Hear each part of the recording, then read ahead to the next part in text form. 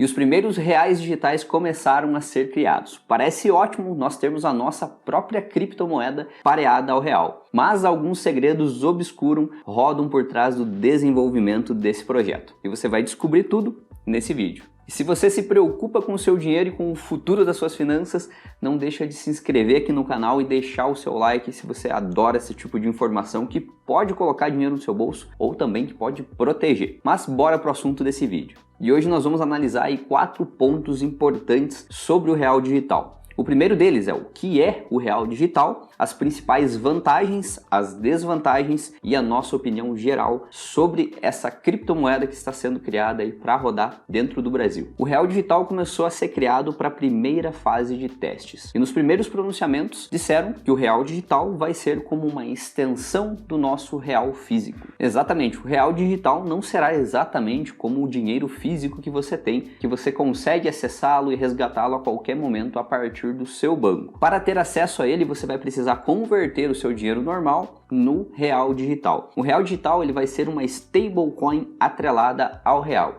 Se você até não sabe direito o que é uma stablecoin, aqui no card eu vou deixar um vídeo e também na descrição você encontra um vídeo exatamente explicando o que são stablecoins. Mas voltando a esse ponto, a paridade significa que um real digital terá o mesmo valor que um real físico. E aqui começam as diferenças do real digital para o real tradicional. Para armazená-lo, você não deixará ele mais na conta do seu banco tradicional, lá numa conta corrente, poupança. Você irá deixá-lo em uma carteira digital, ou já bem conhecido no mundo cripto, numa wallet. E o nome técnico utilizado para o real digital já é uma nomenclatura aí utilizada em outros países que já aplicaram a parte de digitalização da sua própria moeda. E ele chama-se CBDC, ou Central Bank Digital Currency, ou em uma tradução livre, moeda digital de um banco central. E um ponto importante é que nesse primeiro momento o real digital ele não vai substituir o real físico, pois no Brasil ainda nós temos mais de 40 milhões de pessoas sem acesso à internet, o que dificultaria essas pessoas a fazerem transações. Pelo menos por enquanto essa regra não será aplicada. E agora que nós já entendemos o que é o real digital e como ele vai funcionar,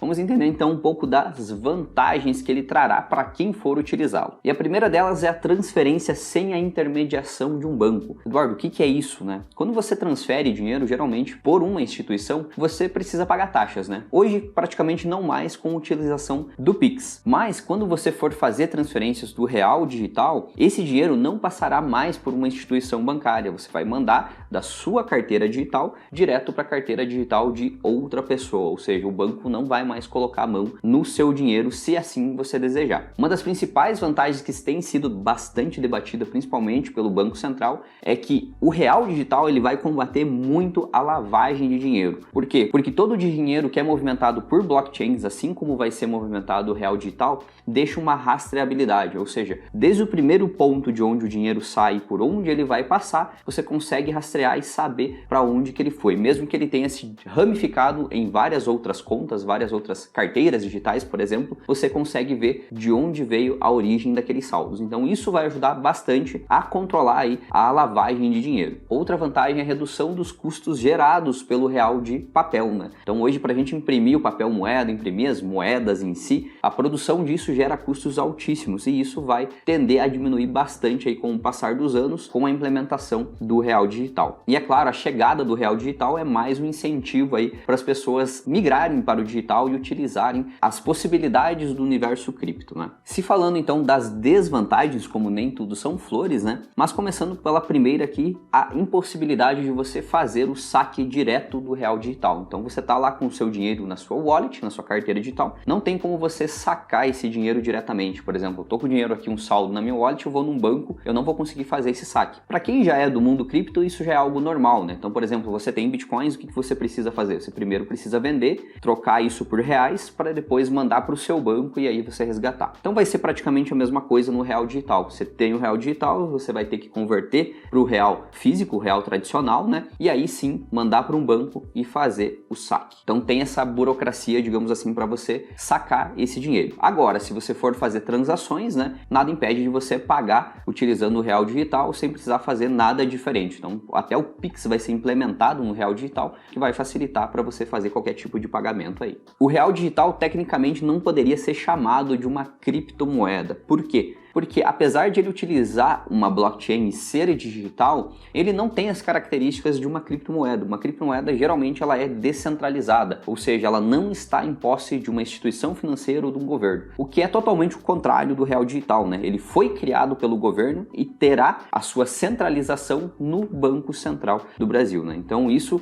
já desvirtua qualquer possibilidade de chamar isso de uma criptomoeda. Todas as movimentações serão rastreadas, ou seja, o governo vai saber exatamente o que você fez com o seu dinheiro. Se você utilizar o real digital, por todos os setores, por exemplo, de uma compra onde você utilizou esse real digital, o governo vai saber, ou seja, todas as transações, né, eles vão ter as informações do que você está fazendo com o seu dinheiro, do que você está consumindo, né, quanto da tua renda vem e você transforma em real digital e quanto disso você gasta. Então o governo vai saber todas essas informações de você. E agora chegamos ao ponto mais importante desse vídeo. O porquê que o real digital tem o seu lado obscuro. Bom, pessoal, quando a gente fala que essa criptomoeda, né, o real digital, ele vai ser controlado por um governo, então o que a gente está dizendo com isso? Que o governo, né, com uma instituição centralizada, vai ter o controle de total o real digital que estiver em circulação. Então todas as moedas digitais que estão em circulação, ele tem total poder. E a gente sabe que dinheiro, né, gera inflação. E eles podem criar políticas para combater essa inflação. Só que essas políticas podem ser nada convencionais. Vamos dar um exemplo. Na China, sabe qual que é a política que eles estão utilizando para quando a economia desaquece e que eles querem reaquecer essa economia? Então são políticas que eles pretendem implementar na moeda digital deles, no yuan digital. São políticas que, por exemplo, se a economia está muito parada e eles necessitam que haja mais movimentação de dinheiro, eles podem estipular um prazo de vencimento para você utilizar o seu dinheiro, ou seja, uma data de validade. Imagina você ter um saldo lá de 100 mil reais que você demorou um tempasso para guardar e a economia do seu país começa a decair, né? Começa a ficar estagnada e aí o governo coloca um prazo de validade para você utilizar aquele dinheiro, senão você perde ele. Imagina essa situação. Acabou você ser o dono, o controlador do seu dinheiro, das suas finanças, né? Então se você tem um objetivo que era um pouco mais de longo prazo e você está guardando isso tudo em real digital, pode ser que em qualquer momento o governo possa te obrigar a gastar esse dinheiro para que a economia volte a girar. Isso não tem nada definido, não tem nada escrito que no Brasil isso vai acontecer, tá? Isso são notícias que vieram da China, tá? Que isso pode acontecer lá, mas se está acontecendo lá, né? Vai acontecer lá, porque não podem trazer isso para o Brasil e implementar, né? A gente sabe que muitos governos copiam políticas de outros governos, né? Então isso não seria nada bom para nós que gostamos de investir o nosso dinheiro, cuidar, acumular patrimônio, né? Porque imagina, uma hora você tem um patrimônio acumulado e numa hora o governo toma uma decisão e obriga você a gastar esse patrimônio. Então isso seria a parte bem obscura do real digital. E outros pontos importantes aqui, pessoal, dessas desvantagens é que toda vez que um governo mudar, ele pode mudar as políticas sobre o real digital, né? Aí que volta ao ponto de que ele não é uma criptomoeda, porque cada governo que vir pode mudar as políticas do Banco Central, que fará que mudem as políticas do real digital, ou seja, você nunca vai ter o controle sobre ele, sim, o controle estará sempre do lado do governo. Por isso que é diferente de você investir diretamente em criptomoedas, né? Diversificar uma carteira de investimentos em cripto, porque ali você tem o controle do seu dinheiro e você sabe que as criptomoedas são descentralizadas e não tem uma instituição superior ali que vai dizer o que fazer com cada